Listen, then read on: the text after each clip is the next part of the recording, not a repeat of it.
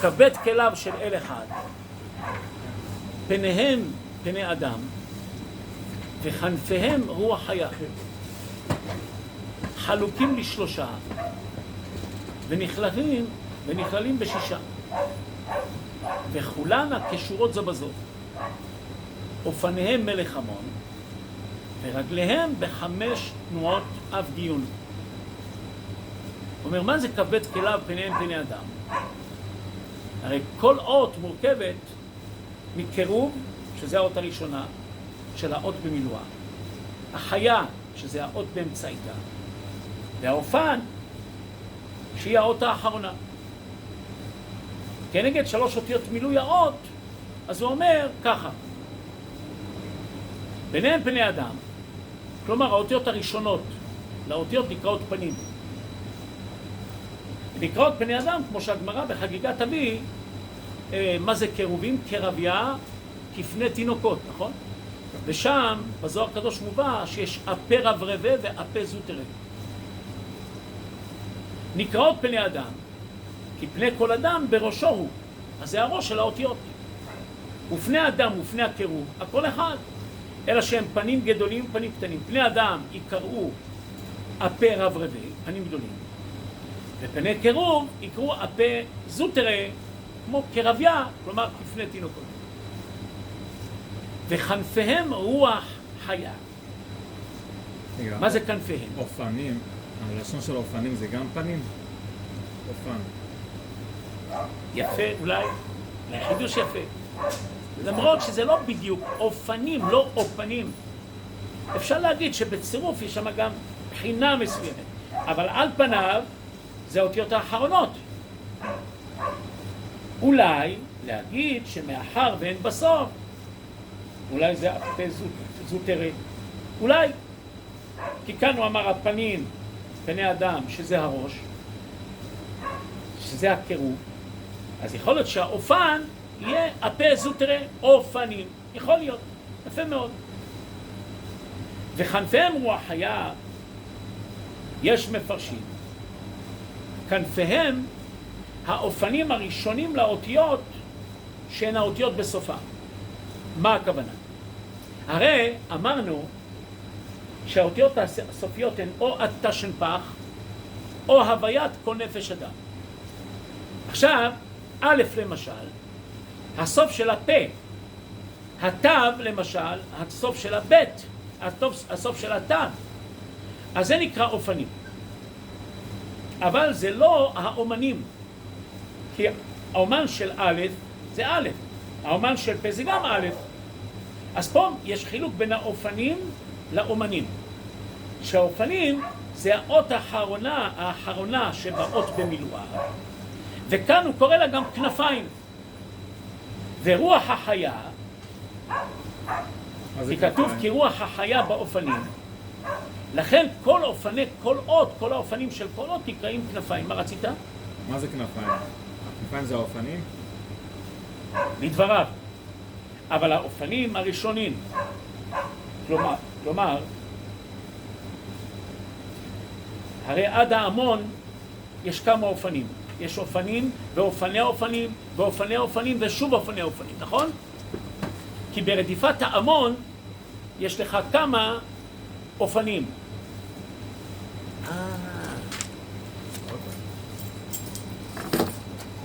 יש הרי ברדיפת ההמון יש כמה אופנים, לא אופן אחד, נכון?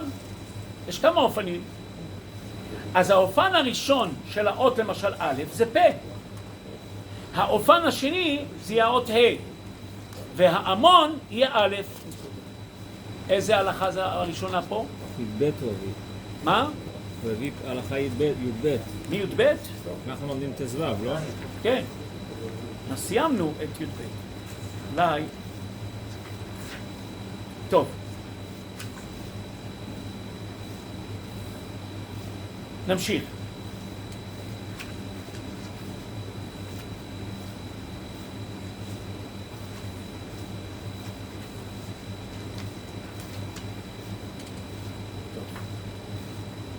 מי"ב יש שמה? מתחילתו? כן. אז בוא נלך, אתה יודע מה? בוא נלך להלכה י"ג. נחזור אחורה להלכה י"ג. י"ג אין פה גם. הלכה י"ג. אין פה י"ב דיברנו בה. אין פה י"ג. י"ג, אין שם י"ג? רק י"ב? מה? רק י"ב.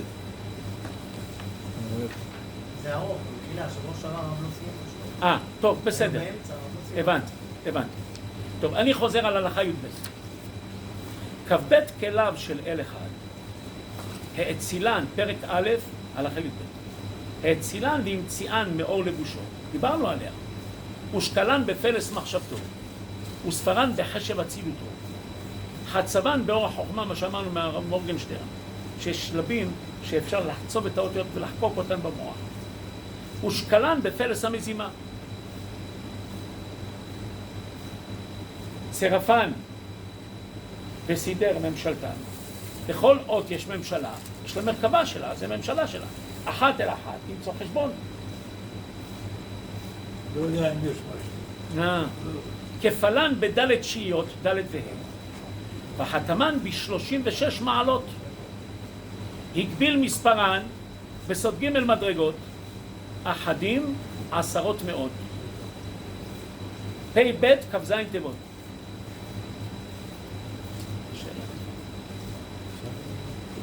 אולי יש לו כבל, תשבקש ממנו כבל. לא, מצאתי, אבל הארוך הוא... לא ארוך, זה ארוך? לא, היה אחד יותר ארוך. תבקש ממנו כבל. יש לי שם יותר ארוך, לא לקחת אותו. חפשתי לי אז הוא ותיק, הוא ותיק. נראה ותיק. פרץ, אולי ממנו תביא. אבל שלמה, יש לך כבל?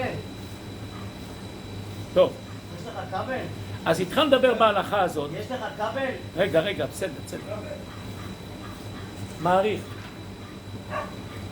אז כאן הוא אומר, תסתכלו בעמוד נ', דיברנו על ההלכה הזאת. החלוקה הראשונה לאותיות, יש שמונה חלוקות לאותיות. אז בואו נראה מה הם 8 חלקי האותיות. זה סיכום גדול של מה שלמדנו עד עכשיו, והקדמה למה שנלמד. החלוקה הראשונה לאותיות היא ד' עמודי רוח שערה. כלומר, זרע, פתח, גץ, כעס, שהן האותיות שמשמשות אך ורק כקירובים. הן מופיעות רק בתחילת האותיות, נכון? זרע, האות זין, רש, עין, ב', ת', ח', ג', צדי, ק', סמך, משמשות רק בראש האותיות במילואן. הן לא נמצאות באמצע ולא נמצאות בסוף. והן נקראות ד' עמודי רוח שערה. ד' עמודים כי יש זרע, בטח, גץ, כעס. רוח שערה, כי הגימטריה של זרע, בטח, גץ, כעס זה רוח שערה. וגם גימטריה תקמת. וכנגדם באה הבינה ויסוד לה. למה? כי הבינה נקראת רוח. הנקראת רוח מרוח כי באה מהחוכמה. ונקראת שערה מצד השמאל שיש בה קצת דין, כי הבינה היא משמאל החוכמה, היא מצד הבגה. וזה מה שכתוב, והנה רוח שערה באה מן הצפון. אמנם הבינה נאמר בה לט, אמנם הבינה דינין נפקין מינה, אבל היא כולה רחמים, זה נכון. אבל סוף סוף, טוב, אבל סוף סוף היא עצמה שייכת לגר, הגר כולו רחמים. כיוון שכך, לא, תשאין את זה, זה יקול, זה לא יקול. טוב, החלוקה השנייה של האותיות, מחמש אותיות ימואל, הנקראות עין החשמל, אנחנו נדבר בהמשך למה נקראות עין החשמל. אמנם האותיות האמצעיות, מה שנקרא חיות, הן הדומיאל, אבל כבר אמרנו שה' וד' הן השורש של כל האותיות, לכן הן לא נחשבות תמיד. אז העיקר האותיות האמצעיות הן ימואל. והחלוקה הזאת היא כנגד חסד. ואמרו רבותינו שהחשמל נחקר מן החסד. טוב, צריכים להבין למה החשמל נחקר מן החסד. הרי אין שם.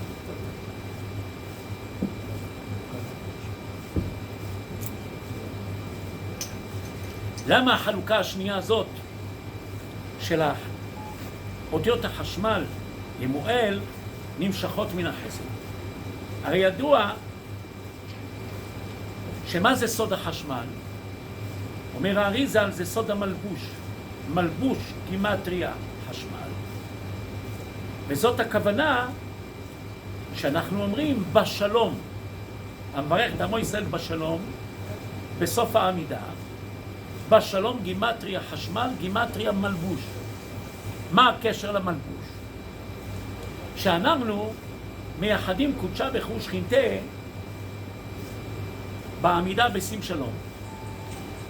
ומובא בכתבים שאם מכפילים את האותיות הוויה בעדנות, כפי שמופיע, מכים זו בזו, כפי שרואים בארבע קריאות וארבע זקיפות, נכון? מכפילים ככה, רואים בסקיפה הראשונה של מגן אברהם, רואים יוד א', כלומר הכפלה של יוד כפול א', כלומר יוד של הוויה, א' של עדנות.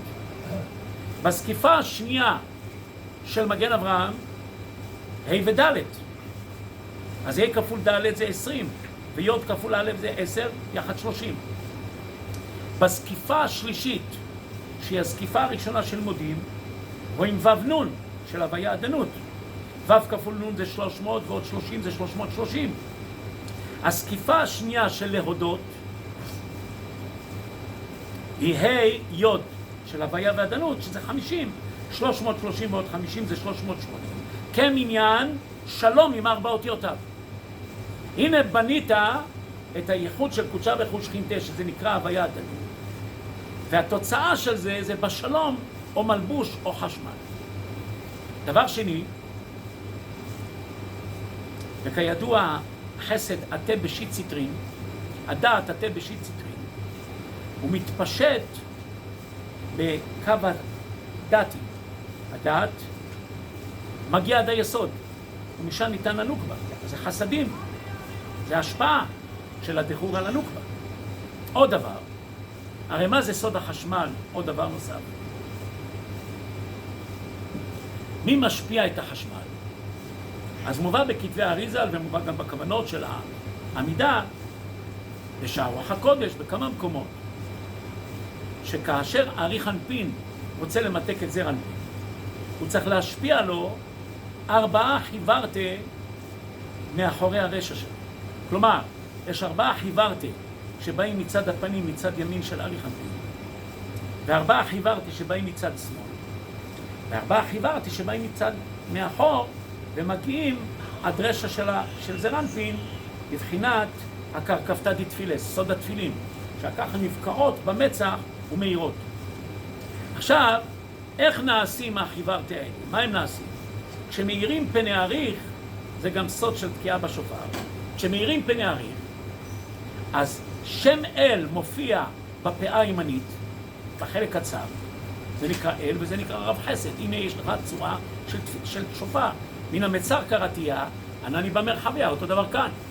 שם אל במילואו קפה. והרי פאה זה גימטריה אלוהים, אז כדי למתק את הפאה הזאת, הימנית והשמאלית, אז מתמלא שם אל במילואו, ומאיר בפנים של אריך אנפין, מאיר בצד ימין קפה, קפה, וגם בצד שמאל קפה ועוד קפה, פעמיים, זה שע. זה השע נאורים שמאירים בפני אריך אנפין. בייחוד החיוורתה, למעשה הכוונה היא להמשיך את השע נאורים לזר אנפין שזוקף את ראשו לקבל את ההערה הזאת. וזה עושה המכוון. לקבל את ההערה הזאת מאריך אנפין אחר חצות הלילה, שזה זמן, כמובן ראווה דרעבים זה זמן של רחל. אבל זה שע נאורים. השע נאורים ועוד חטא חיוורתה, 4 ו4, זה שעה כמניין חשמל. הנה ראית, משני הדברים הללו, שחשמל הוא סוד החסד. גם מצד היותו בא מאריך אנפין של עצם מלא באר עתיק הכלן, כולו חסד. הוא גם השפעה, וכן גם כן מה שאמרנו, סוד הייחוד של מלבוש, שזה השפעה של הדחור על הנוקבה. הנה מכל צד אתה רואה שהחשמל מגיע מן החסד. ואל תקשה שהחשמל סודו גם אש, כמו שהגמרא בחגיגה מביאה, זימנין חשות, זימנין ממלא. כידוע, מאיפה החסד נשפע? הנה דוגמה קלאסית. י"ג מידות הרחמים נשפעות ממוחס טמאה של ארי חנפין, שהוא חסד. אבל מי מתלבש במוחס טמאה כדי להוריד את י"ג מידות הרחמים? בוצינה דקרדוניתא, גבורה דעתיק. לכן במידות האלה זה רק שורש הגבורה, זה לא נקרא מידת הדין. הכל זה חסד, עתיק ועריך זה כולם מבחינת חסד. אבל יש בהם גם גבורה דעתיק וגבורה דעריך. אבל זה לא בא מצד הדין, זה שורש הדין. ואדרבה, אין הדין נמתק אלא בשורשו. תמצא שאותיות החשמל קשורות זו בזו וחוזרות בסוד ועלמי. ימואל חוזר לאותיות ועלמי. הרי כתוב בחסד, חסד אדוני מלאה הארץ. אורו יתברך ממלא כל עלמין, מסבב כל עלמין. אז הוא ממלא חסד. וכתיב וחסד אדוני מעולם ועד עולם על יראיו. ואלו האותיות הצטרפו ואלמי. למה? ואלמי זה אותיות ואלמי. כתוב ואלמי תדמיוני ואשווה יאמר קדוש. אבל כאן הוא לא מדבר על דווקא הפסוק הזה, אלא פסוק אחר. יום ליום יביע עומר, ולילה ללילה יחווה דעת. כלומר, החסד שהשם שעליו אל, זה אל ואל מי. אל זה חסד. ובו יש עין בית גשרי המים. הרי עין בית, סוד שם עין בית, שם אב, הוא גימטריה חסד. והמים בעצמם גם רומזים לחסד. ושם נאמר, חסד אל כל היום. אם ניקח אל ויום של חסד אל כל היום, ראית אותיות ימואל.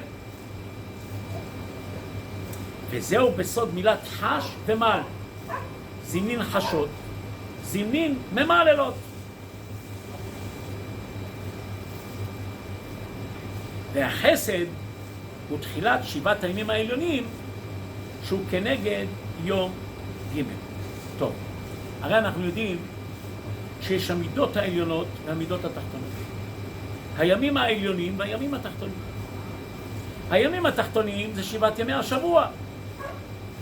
המידות העליונות שמהן נגזרים הימים, זה החג התנאים, חסד גבורה, תפארת נצח הוד יסוד מלכות. אלא שכאן כתב הרב שהחסד הוא כנגד יום ג'. זה דבר שהערתי עליו שהוא לא מובן למה. כי החסד הרי הוא כנגד יום ראשון ולא כנגד יום ג'. יום ג' הוא כנגד התפארת. טוב, אבל כך הוא כתב. החלוקה השלישית באותיות זה חלוקת אהבי, והוא כנגד הגבורה. כי הגבורה מהאש והדיבור והתורה. למה? כתוב ודבריו שמעת מתוך האש. אז הנה דבר השם היה באש, ודיבורו היה באש,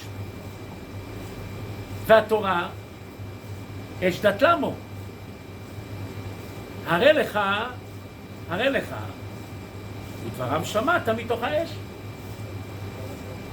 אז אהבי סודו כ"ב, שכולל את כל כ"ב אותיות תורה. אהבי בגימטריה כ"ב, והוא ראש לאותיות.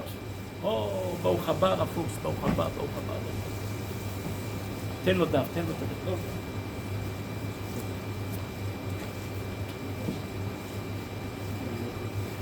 אז אהבי זה החלוקה השלישית.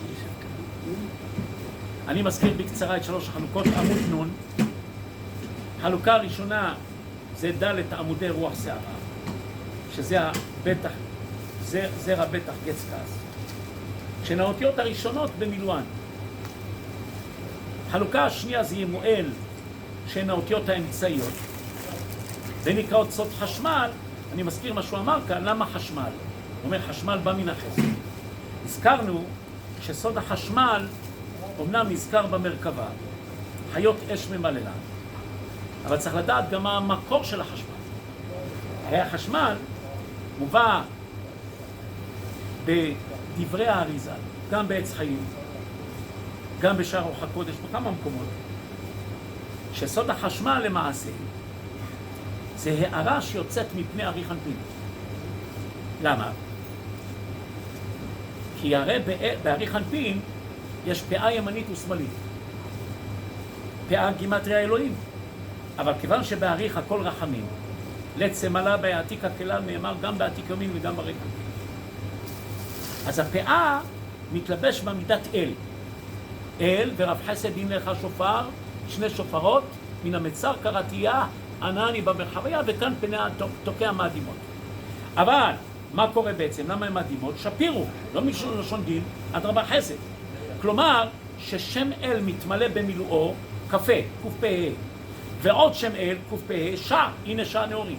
ועם חטא חיברתי של פני ארי חנפין, 8 כאן, 4 מימין ו4 משמאל, הנה 8 חיברתי. יש גם 8 חיברתי אחוריים, שזה סוד הקרקפתא דתפילה, והי"ג זה המידה הכוללת. אז 8 חיברתי, שע ועוד חטא, זה שעה כמינם חשמל. הנה היסוד של חשמל, זה אחד. דבר שני, למה זה בא מצד החסד? הרי ההשפעה של הדחורה לנוקבה זה חסד. ומה אנחנו עושים בעמידה? ייחוד קודשא בריך ושכינתה. איך הוא נעשה ייחוד קודשא בריך ושכינתה? אומר האריז"ל, המברך את עמו ישראל בשלום, בשלום גימטריה מלבוש, גימטריה חשמל. איך נבנה החשמל הזה? הנה, זה צירוף פר אקסלנס, שימו לב, אני חוזר. הזקיפה הראשונה של מגן אברהם, יוד א', אז יוד כפול א' 10. הזקיפה השנייה, זה מופיע בסוגריים ברוב הסידורים, בסידור הרשש בוודאי. הזקיפה השנייה מופיע ה' כפול ד', ה' של הוויה וד' של אדנות. ה' כפול ד' 20 ועוד 10 30. הזקיפה הראשונה של מודים, שהיא הזקיפה השלישית, זה ו' כפול נ' זה 300 ועוד 30 330. הזקיפה הרביעית, שהיא הזקיפה השנייה של מודים, זה ה' כפול י' זה 50 ועוד 330 380 כמניין שלום עם 4 אותיותיו. כלומר, אתה עשית שלום במרומים על ידי כך שעשית ייחוד קודשא בריך ושכינתה, ולכן זו הסיבה העיקרית על פי הקבלה של חזרה לאחור 3 פסיעות. חיות רצו ושוב, כי אנחנו השושבינים, גרמנו את הייחוד, צריכים לחזור לאחורנו מחדר הייחוד, לא להישאר שם. לכן זימנין חשות זימנין ממללות, כמו בחדר הייחוד. מלווים את המלכה והמלך וחוזרים לאחור. החיות רצו ושוב כמראה הבזן. ועל כן, הנה ראית שוב העניין של בשלום, שהוא בחינת סוד החשמל. ולמה אנחנו השושבינים? כמו שהגמרא בפסחים מביאה, שמשל לבת מלך שהעריכה ציקי קדרה, שבני ישראל, אז אמרו לה, בני ישראל, השכינה הקדושה, נביא לך בחשי, שזה סוד שם כבוד מלכותו. שזה ייחודה הילה, ייחודה תתה, כמו שמסביר בעל התניא ומסביר הבן איש חי. אז זה הנה החלוקה השנייה. חלוקה השלישית, חלוקה ג', הביא כנגד הגבורה. הראשון כנגד החסד, השני כנגד הראשון אמרנו הבינה, סליחה, השני הוא כנגד החסד. החלוקה השלישית הביא כנגד הגבורה. למה? כי הגבורה באה משורש האש, שזה סוד הדיבור והתורה, ודבריו שמעת מתוך האש. ולכן הביא, הוא נקרא בחינה שכנגד הגבורה, שהן האותיות שנקראות אימות הקריאה, והן גם נותנות לנו את סוד הניקוד, נכון? יפה. החלוקה הרביעית זה קשרים תש"פ, שהן האותיות הסופיות שבסוף האותיות.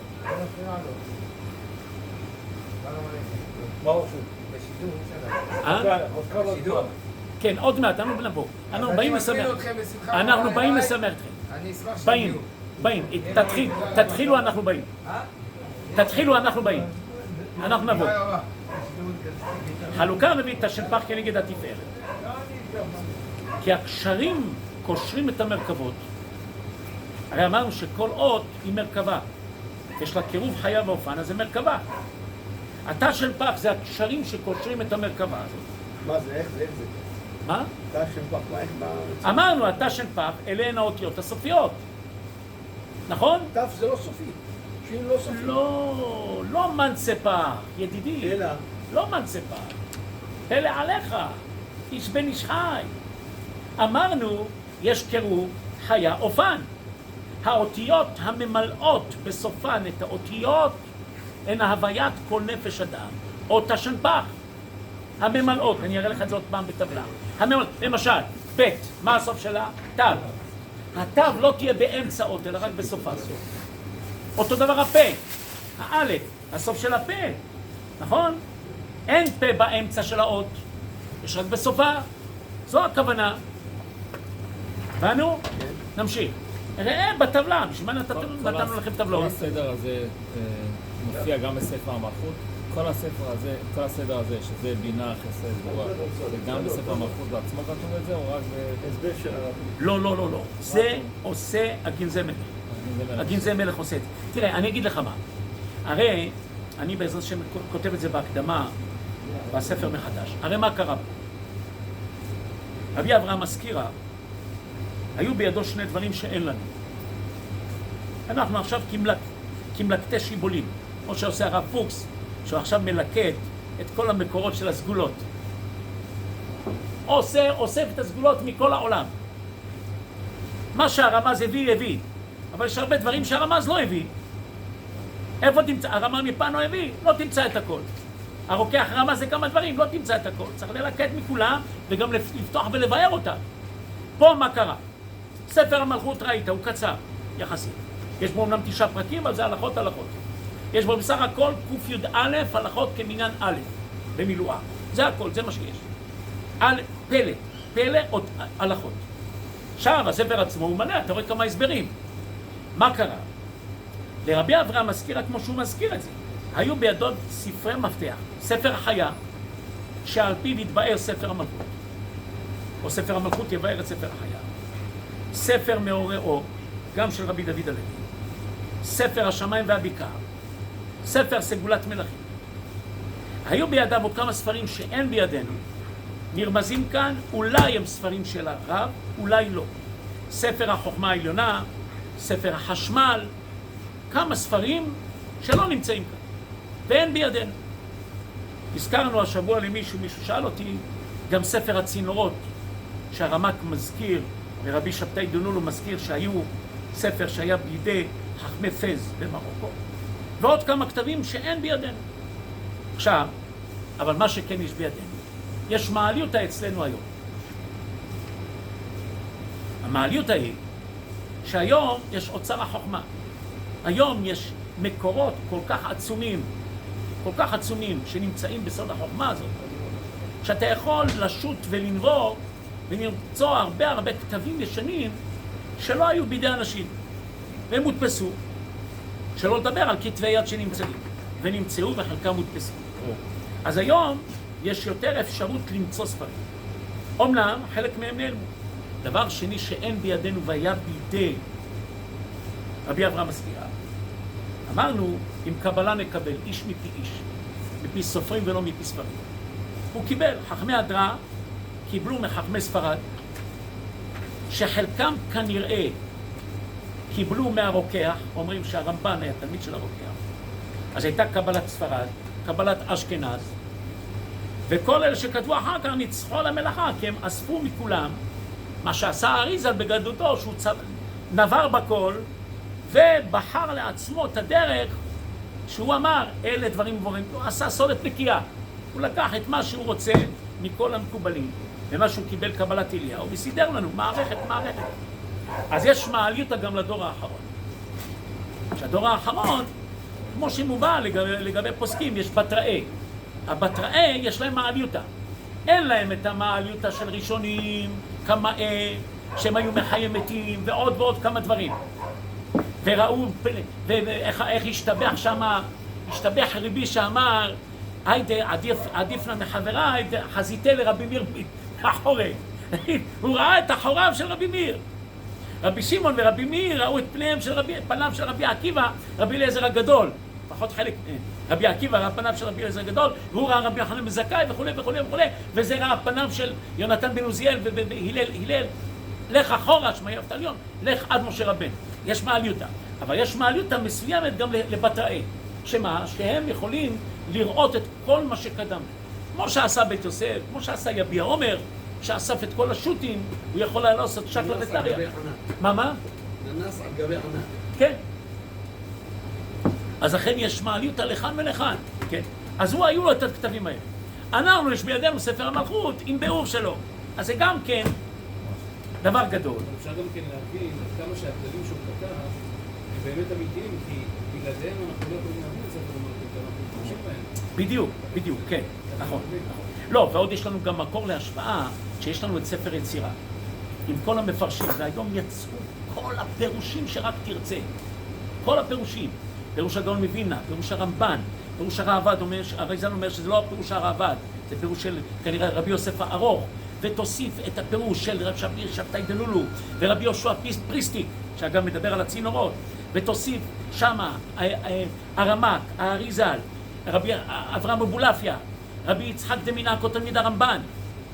יש לך היום אולי 20-25 מפרשי ספר יצירה שיש בידינו.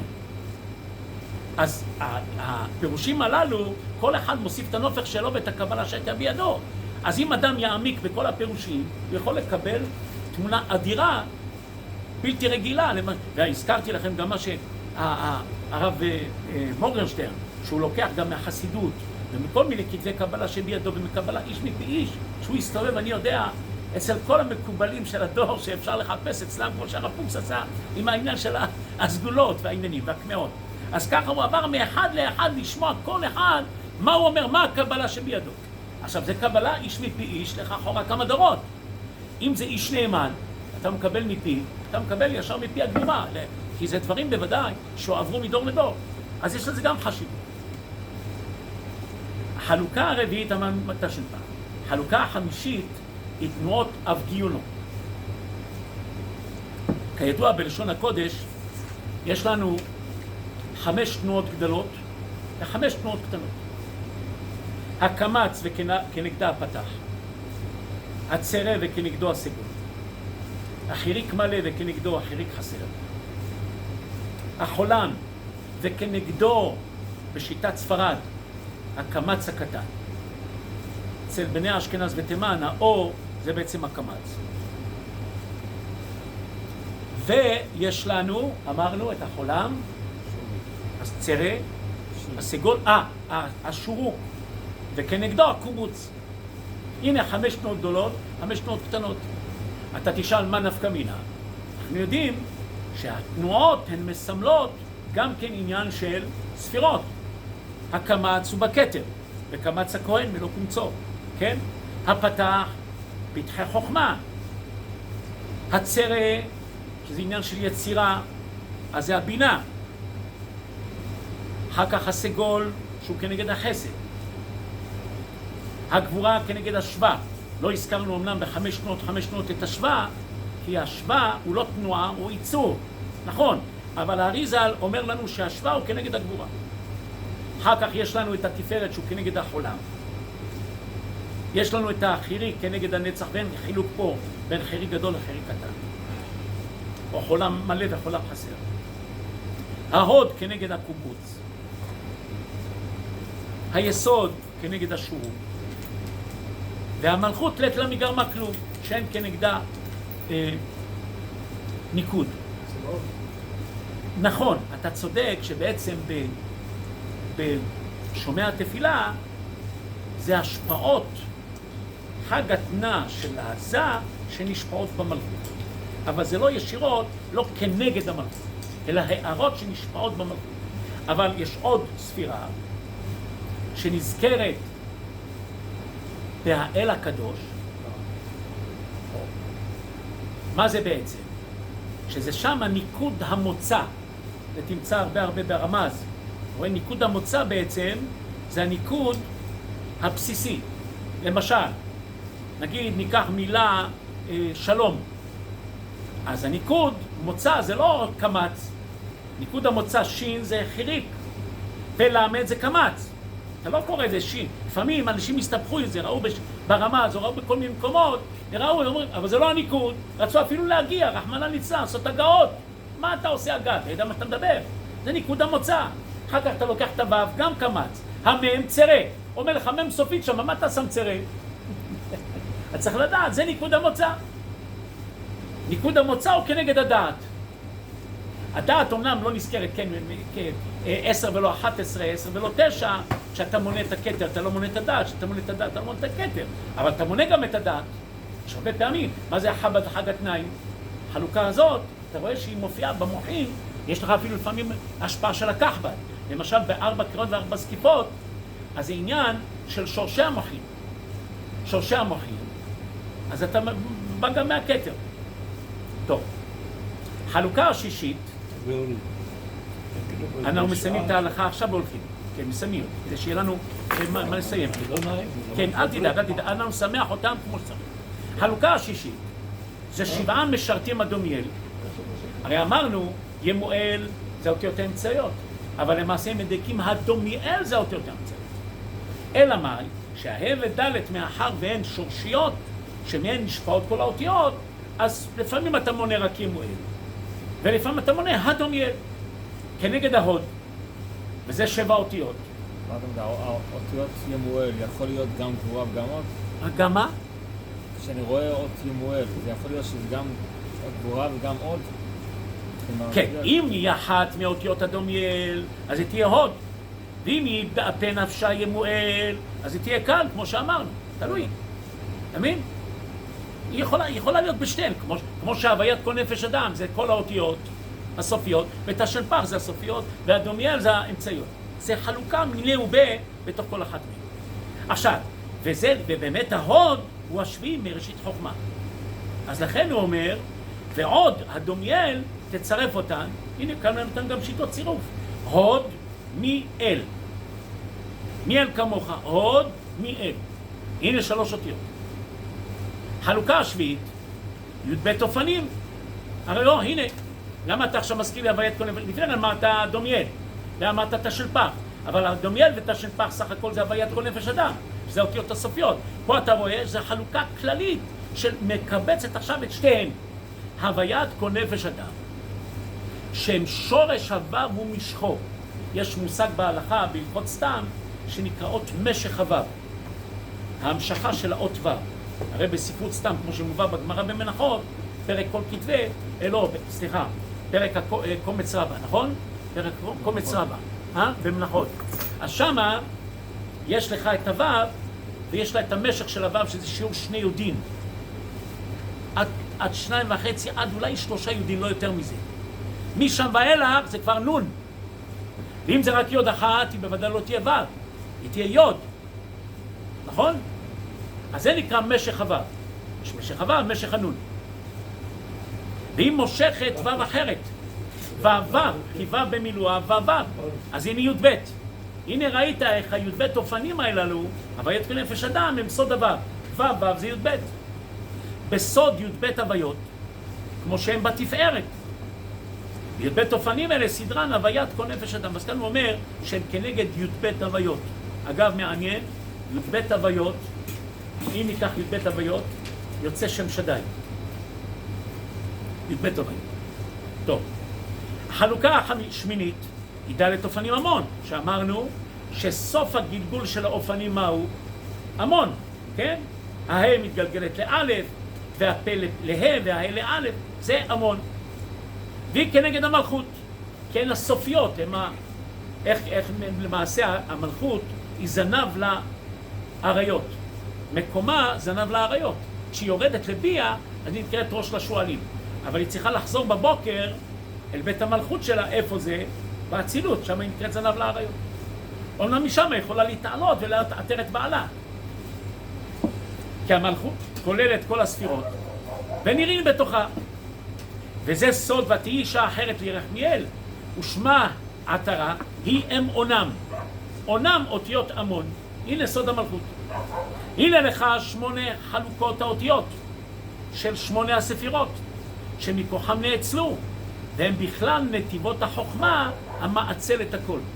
כתוב ונהר יוצא מעדן להשקות את הגן, ומשם ייפרד וירד לרבה ראשי. מובא בתיקוני הזוהר, ונהר יוצא מעדן, עדן זה החוכמה, נהר זה הבינה, ומשם ייפרד וירד לרבה ראשיים, שזה כנגד החקתא, החסד, גבורה, תפארת ומלכות. והאותיות היו בחוכמה, משחקים ומשתעשעים עם סיבת הסיבות, שזה הוא נאמר, משחקת לפניו, ויצ לו המון, שעשועים יום יום, שעה, הנה השעה, אנחנו מגיעים, משחקת בכל עת. אז יש מפרשים לא משחקת, אלא לשון שחקים, או מדור, או שחקים. טוב, משחקת בתבל ארצו, שמשחקת במרכבה העליונה, ומסיימים 5 דקות. שעד שם, עד שנאצלו מכוחה 8 ספירות העליונות, כך אני משחקת בתבל ארץ העליונה, שהמרכבה התחתונה משתעשעת שם. כלומר, יש פה שעשועים של המלך במרכבה העליונה, ויורדים למטה, הערות יורדות למטה, והשעשועים נעשים גם במרכבה התחתונה. זה מה שבעל התניא אומר, ויהיה אצלו המון, זה אצלו באצילות. משחקת לבנה בכל עת. ושעשועיו את בני אדם, זה אצל בני אדם בעולמות ביה. אז יש חלוקה בין השעשוע העליון לשעשוע התחתון. וככה גם מסביר בעל התניא את מה שהגמרא בסוטה גוערת בדוד המלך, לא מובן? אומרת הגמרא, זמירות, היו לי חוקיך בבית מגוריי, זמירות קרית להו, איך אתה קורא לתורה זמירות? אז אומר בעל התניא, לא מובן, מה אתה מעניש אותו, מה דבר שתלמידי תינוקות של בית רבן לא שוכחים, בכתף עיסאו, שהוא הביא את הארון, והיה פרץ בעוזה, איזה מדדים, למה? נשאו אותו בעגלות. אומר, מה אתה גוער בדוד המלך, הבוחר בשירי זמרה, עם זמירות ישראל. כשהוא אמר, תורתך שעשועי, לא גערת בו. אתה אומר, עם זמירות ישראל, הוא כל כך אוהב את התורה, שאומר, זמירות, אין לחוקך בית מגוריי. אתה גוער בו ומעניש אותו גם כן. אומר בעל התניא, באמת במובן. למה? כי אם באמת אתה רוצה להעניש אותו ולגעור בו בדבר, הכוונה עונש בדקות, כי זה הצדיקים, כן? אז תגער בו, תמחק את האותיות, את הפסוק הזה. יש לך תימניה הפה סרה, שם מזמור ק"ט. למה אנחנו אומרים זמירות אלוהיך כרם בבני מגוריי ולא גוער בנו הקדוש ברוך הוא? אולי בגלל שאנחנו לא שומעים אותו. לא, באמת זמירות אלוהיך צריך להיות במזמור. אבל פלגינא דיבורא. אתה דוד המלך שכתבת את המזמור, לא היית צריך לחשוב לעצמך זמירות היו לי חוקיך. למה? כי אתה נמצא בדבקות עם המאציל יתברך, שאין לך שום נגיעה עצמית, ואפילו לא הנאה מכך שאתה מקיים מצוות, ואתה מעמיד את העולם, אם לא ברית יומם ולילה. זה שייך לבני אדם. הם יכולים להשתעשע בזה ולשמוח. אשרנו מה טוב חלקנו, שזכינו לקבל תורה ולהעמיד את העולם. אתה דוד המלך, אין לך שום טענה הזאת. אצלו המון. אז אתה רואה שיש לך מרכבה עליונה, שעשוע עליון, שעשוע התחתון. ברוך אדוני לעולם, אמן ואמן. רבותיי, כולם מוזמנים.